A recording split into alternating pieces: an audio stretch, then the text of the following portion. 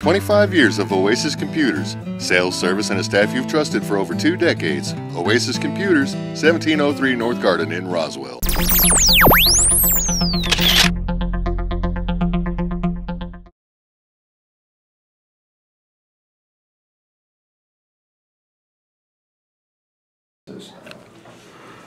I would like to see an ordinance prohibiting the parking of vehicles on unimproved surfaces in the front or side yards of residences. Right now, we do have an ordinance that prohibits you from parking between the curb and the property line, which is usually the sidewalk. Even if there's not a curb, there is still the street line. That's the way it's written. Once they move it, though, off the public property right now, and it's on the private property, that's not a violation. This ordinance concept I have is actually in place in many cities, and I think it would go a long ways to improving the presentation of Roswell.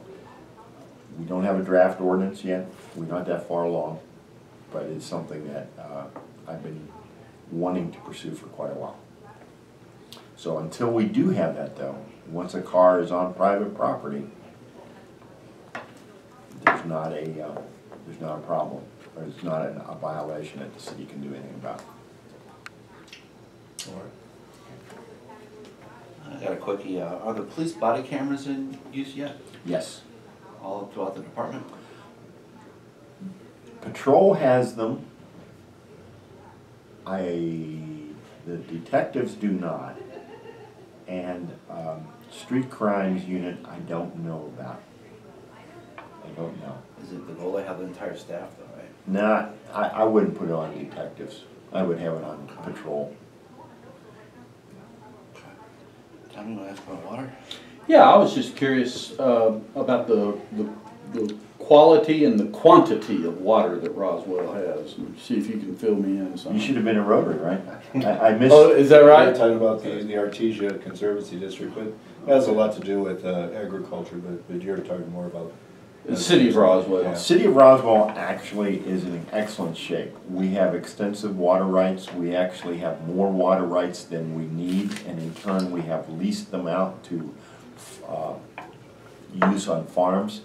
These water rights were acquired decades ago by some very forward-thinking city officials at the time. So candidly, we are in the best shape water-wise in the state of New Mexico, best shape water-wise in the Permian Basin, and I would argue the best water situation in the entire southwestern United States. Quality or quantity? Both. Both.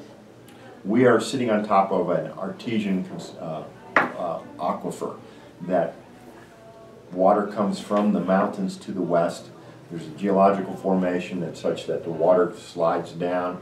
It's trapped between 2 layers of rock, and limestone and sand. Yes, and so by the time it gets here to the Pecos River, it's actually under pressure. And you've seen, I'm sure, the old pictures when they initially started irrigating this area. They would actually look like geysers coming up out of the ground. There are some fascinating stories about some of that issue that produced actually some drainage problems that to a certain extent continue to bother us. We have a pretty flat terrain here, and our groundwater level is not that far down. I am told there are places near 2nd and Main where groundwater is 11 feet below the surface. So we have plenty full water. And I think if we looked at a comparison through water quality or something in terms of the ratings of water quality throughout the state, you're saying we'd be pretty high up on that list? I think we would. I mean, we're hard. We have some hard water, but right. I think, and you might find some lime too. I understand. And so I think some places in the mountains where you have more spring type water, you might have a sweeter water, but I'm comfortable with our water situation. This is kind of slightly contradictory to I was at a county commission meeting, it's been several months ago, but the gentleman from the Artesian Conservancy District, whenever they upped the, yes, okay, the mill levy. right, Yeah. okay. And they said that the aquifer is not recharging at the rate that it used to. If we have such a bountiful supply, then why was the mill levy increased? The mill levy was increased to acquire water rights, because there's two issues here with our Pecos River.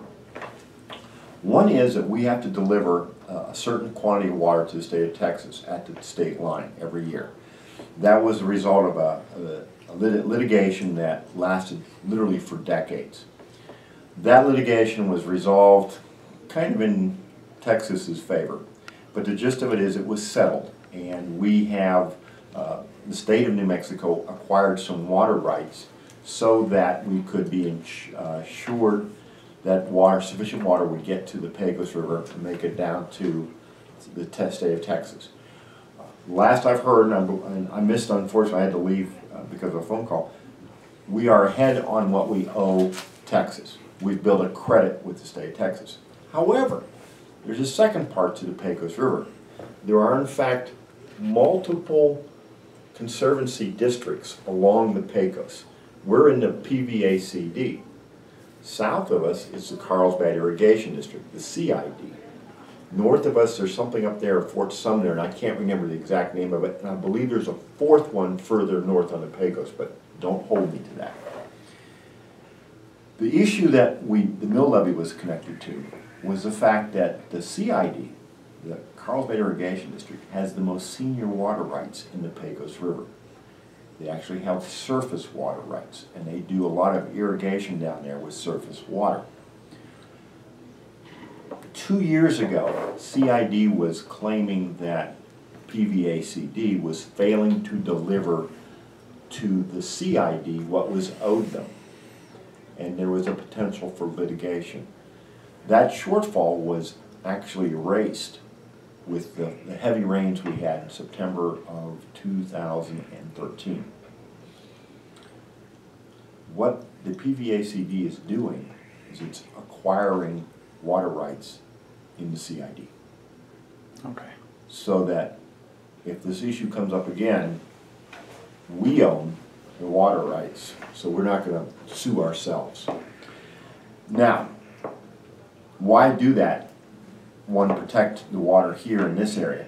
And two, if you talk to agriculture people, and I have to rely upon their expertise, the consensus I've heard is that we have superior soil here versus what's down in Carlsbad, and that we have potential to be much more productive agriculturally. And that's a further reason to keep the water in this area. But as far as the recharge, I'm assuming, like I said, once again, I missed the presentation at Rotary, but the last time I checked, we were above where we were last year at this time in the monitoring wells. Yeah. And at the wells, even last year, we're above the year before. So the PVACD is, if I'm not mistaken, the one completely adjudicated conservancy district. This district, in other words, we know by, it's settled case law, which are the senior water rights, which ones are the juniors. Everybody's in a line. Well, that's an advantage. It is a huge advantage because you do not have that in the Middle Rio Grande Conservancy District, and that's a huge issue. The Rio Grande has some monstrous legal issues as well as water conservation problems. We're in a better shape here in the Pecos. I'm not going to say it's perfect. I think we're far superior to where they're at, and I'm thankful for it. Let's put it this way. When we were interviewing for city manager candidates a year ago, we had a number of guys come from Texas, guys and females. And one of the comments they made, they were amazed at the water situation here. We had people who had been in Midland city government, and they were a year ago sweating bullets. Now, after all this heavy rain, I don't know where they stand, but there was huge issues there.